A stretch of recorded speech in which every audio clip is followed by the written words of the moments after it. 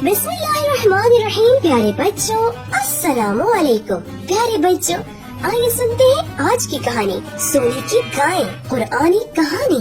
जनाब मूसा अलैहिस्सलाम के जमाने में एक बच्चा अपने गरीब माँ बाप के साथ रहता था। उस घर में एक पीले रंग की गाय भी थी।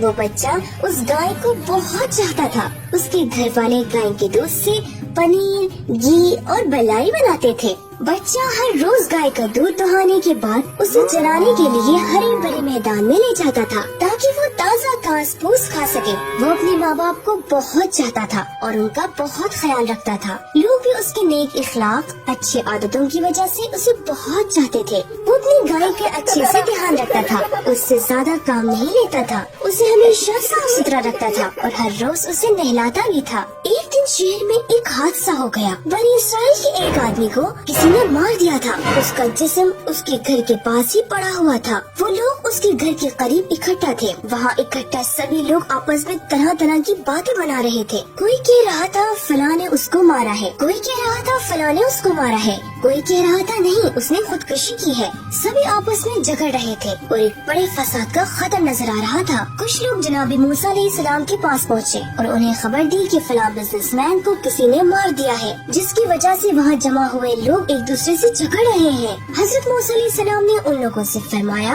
खुदा का हुक्म है कि एक गाय की कुर्बानी करो। उसके बाद उस गाय की एक हड्डी को जब उस मुर्दे इंसान के जिस्म से लगाओगे तो वो मुर्दा खुदा के हुक्म से जिंदा होगा और कातिल का नाम बताएगा। हजरत मूसा अलैहिस्सलाम के इस जवाब पर लोगों को बहुत ताज्जुब हुआ। उन्होंने कहा, अगर लोग ये सुनेंगे तो हम पर हंसेंगे और हमारा मजाक भी उड़ाएंगे। हजरत मूसा अलैहिस्सलाम ने फरमाया, ऐसा नहीं है, कोई भी तुम्हारा मजाक नहीं उड़ाएगा, सिर्फ यही एक रास्ता है और ये खुदा ने हुक्म दिया है। उन लोगों ने हजरत मूसा अलैहिस्सलाम का पैगाम लोगों को सुनाया, लेकिन लोगों ने कोई ध्यान नहीं दिया और आपस में लड़ते रहे। उसके बाद कुछ और लोग भी हजरत मूसा अलैहिस्सलाम के पास पहुँचे और उनसे कहा, हमें नहीं मालूम कि कौन सी गाय ज़िबाह करनी है, अब आप ही हमें बताइए किस रंग की गाय और कितने साल की गाय ज़िबाह करना है। हजरत मूसा अलैहिस्सलाम ने लंबी सांस ली और फरमाया, अगर तुम किसी भी गाय को ज़िबाह कर देते बेहतर था, लेकिन असल में तुम लोग बहुत जिद्दी हो। अगर तुम यही पता करना चाहते हो तो सुनो, खुदा का हुक्म है कि एक खूबसूरत और पीले रंग की गाय को ढूंढो और उसकी कुर्बानी करो। वो गाय न बहुत बड़ी हो और न छोटी और न ही उसका कोई बच्चा हो और उसके मालिक ने उससे ज्यादा काम भी न लिया हो। और इस बात का भी ध्यान रहे कि उस गाय की बदन में एक भी निशान न हो। उनमें से एक आदमी बोला,